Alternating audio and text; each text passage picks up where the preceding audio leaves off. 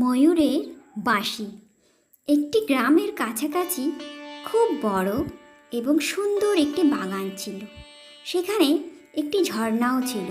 গ্রামের খুব কম লোক সেখানে যাতায়াত করত। সেখানে বিভিন্ন রকমের সুন্দর সুন্দর ফুল ফুটে থাকত। সেই বাগানে কোকিল, ময়ূর, পায়রা, বিভিন্ন রকমের পাখিরা খেলা করে বেড়াতো আর থাকতো। এক ময়ূর প্রায়ই সেই বাগানে আসতো।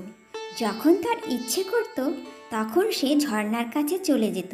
ঝর্ণার যে হালকা হালকা জলের ছিটা তার গায়ে পড়তেই সে আনন্দে নাচতে থাকত। সেখানেই একটি গাছে বসে একদিন একটি কোকিল এসব দেখছিল। ময়ূরকে দেখে কোকিল ডাকতে লাগলো মধুর সুরে। কোকিলের ডাক শুনে ময়ূরের খুব ভালো লাগলো, আর খুশি হয়ে ময়ূর নিজের ডানা দুটো মেলে দিয়ে নাচতে লাগলো। কিছুক্ষণ পর কোকিল উড়ে চলে যায়। ময়ূরও ক্লান্ত হয়ে গেছিল, সে ফিরে চলে যায়। পরের দিন থেকে একইভাবে চলতে লাগলো। গাছে বসে কোকিল নিজের মধুর সুরে আওয়াজ বের করত, যা শুনে ময়ূর নাচতে শুরু করত। দুজনেরই খুব ভালো লাগতো। কিছুদিনের মধ্যেই কোকিল আর ময়ূর দুজনের মধ্যে খুব ভালো বন্ধুত্ব হয়ে যায়। একদিন ময়ূর কোকিলকে জিজ্ঞেস করলো, কোকিল বোন, তুমি এত সুন্দর আওয়াজ করে ডাকো কিভাবে? এই কথা শুনে কোকিল বলল, ময়ূর ভাই, এসব তো ভগবানের দেওয়া। তিনি আমার গলায় এত মধুরতা ভরে দিয়েছেন যে আমি যখনই ডাকি আমার গলা থেকে খুব সুন্দর স্বর বের হয়। ময়ূরের কোকিলের প্রতি হিংসে হতে লাগলো। সে ভাবতে লাগলো, আমি নাচতে তো ভালো পারি, যদি তার সঙ্গে কোকিলের মতো গাইতেও পারতাম তাহলে সবাই আমার কত গুণগান করবে। যদি কোকিলের মতো স্বর আমারও হয়ে যায়। এই সব উল্টোপাল্টা চিন্তা করতে করতে সে নাচ করা ছেড়ে দেয়। এখন সে ঝর্ণার কাছে যাওয়াও বন্ধ করে দেয়। ওদিকে কোকিল প্রতিদিন ঝর্ণার কাছে গাছটিতে বসে কুহু কুহু সুরে ডাকতে থাকে, কিন্তু ময়ূর সেখানে আর আসতো না। ময়ূরের এখন আর নাচতে ভালো লাগতো না। সে সারাক্ষণ এই কথাই ভাবতে লাগলো যে সে কোকিলের মতো কিভাবে গাইতে পারবে। সে অনেকবার চেষ্টাও করেছে, কিন্তু তার গলা থেকে আওয়াজই বের হতো না। কিছুদিন পর কোকিলও সেই গাছে আসা বন্ধ করে দেয়। ময়ূর যখনই কোকিলকে দেখত সে তার সাথে কথা বলতো না। ময়ূর কোকিলকে হিংসে করতে লাগলো। একদিন ময়ূর একটি গাছের ডালে বসেছিল। তখন সে কোকিলের মতো আওয়াজ শুনতে পায়।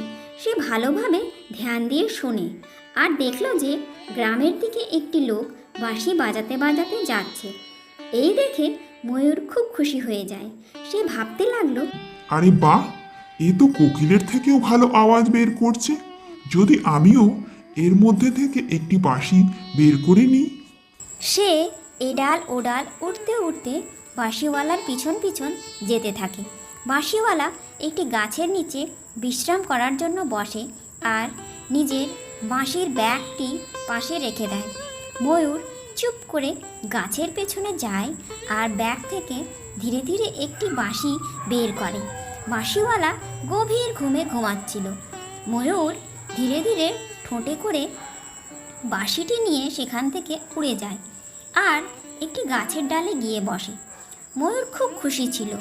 সে ভাবছিল, এখন আমি নাচ করে আর গান করে সব থেকে সুন্দর পাখি হয়ে যাব।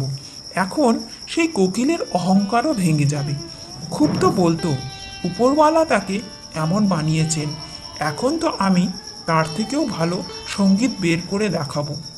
কিন্তু এখন সমস্যা এটা হচ্ছিল যে এই বাঁশি সে বাজাবে কিভাবে, কারণ বাঁশি বাজাতে নিলে বাঁশিটি নিচে পড়ে যাবে। তার জন্য সে বাগানে নিচে চলে আসে। বাঁশিটিকে মাটিতে রেখে তার মধ্যে ঠোঁট দিয়ে ফু দেয়, কিন্তু ঠোঁটের অন্য পাশ দিয়ে হাওয়া বেরিয়ে যায়। বাঁশি বাজছিল না। এর ফলে ময়ূর খুব বিরক্ত হয়ে যায়। তারপর আবার সে ভাবল যে যদি আমার ঠোঁট না থাকতো তাহলে সে সেই বাঁশিওয়ালার মতো বাঁশি বাজাতে পারত। সে একটি পাথরের কাছে গিয়ে জোরে জোরে নিজের ঠোঁটটিকে তার ওপর মারতে লাগলো, কিন্তু ঠোঁট ভাঙছিল না। তারপর সে একটি গাছের ডালে নিজের ঠোঁটটাকে ফাঁসিয়ে ঠোঁটটিকে ভেঙে ফেলে। ঠোঁট ভাঙতেই তার খুব ব্যথা হয়। সে ব্যথায় চিৎকার করে ওঠে, কিন্তু কেউ সেখানে আসে না। সে কোনোভাবে বাঁশি বাজাতে চেষ্টা করে, কিন্তু বিনা ঠোঁটে বাঁশি ধরবে কিভাবে, এটা সে আগে ভেবেছিল না। হেরে গিয়ে সে বাঁশিটিকে ফেলে দেয়, কিন্তু ঠোঁট ভেঙে যাওয়ায় এখন সে খাবারও খেতে পারছিল না। সে চিন্তিত হয়ে এদিক ওদিক ঘুরে বেড়াতে থাকে। তখনই কোকিলের নজর পড়ে ময়ূরের ওপর। কোকিল তার কাছে যায় আর বলে, ময়ূর ভাই, কি হলো তোমার? তোমার ঠোঁট কিভাবে ভেঙে গেল? ময়ূর তাকে সব কথা বলে। এসব শুনে কোকিল তাকে বলল, ভাই, আমি তো তোমাকে আগেই বলেছিলাম, ভগবান যাকে যেরকম বানিয়েছেন সেটাই তার জন্য ঠিক। তুমি ভাবো তো, যদি আমি নাচতে শুরু করি তো কেমন লাগবে? ভগবান আমাকে কালো বানিয়েছেন, কিন্তু গলার স্বর মধুর দিয়েছেন। তোমাকে এত সুন্দর তৈরি করেছেন যে সবাই তোমাকে দেখার জন্য উৎসুক হয়ে পড়ে। তোমার মতো রূপ কোনো পাখির কাছে নেই। ময়ূর এসব শুনে কাঁদতে শুরু করে আর বলে, ঠিকই বলেছ বোন, আমি নিজেই ক্ষতি করে ফেলেছি নিজের। এখন আমি খাবার কিভাবে খাবো? আমি তো মরেই যাব। কোকিল বলল, ভাই, চিন্তা করো না, যতদিন পর্যন্ত তোমার ঠোঁট আগের মতো ঠিক হয়নি ততদিন আমি তোমার মুখে খাবার দিয়ে দেব, কিন্তু তোমাকে আগের মতোই নাচতে হবে। এই কথা শুনে ময়ূর খুব খুশি হলো। তারা দুজনেই আগের মতো নাচতে আর গাইতে লাগলো। নীতি কথা, এই গল্পটি থেকে আমরা এই শিক্ষা পেলাম যে অন্যের সঙ্গে তুলনা না করে ভগবান আমাদের যা দিয়েছেন তাতেই আমাদের সন্তুষ্ট থাকা উচিত।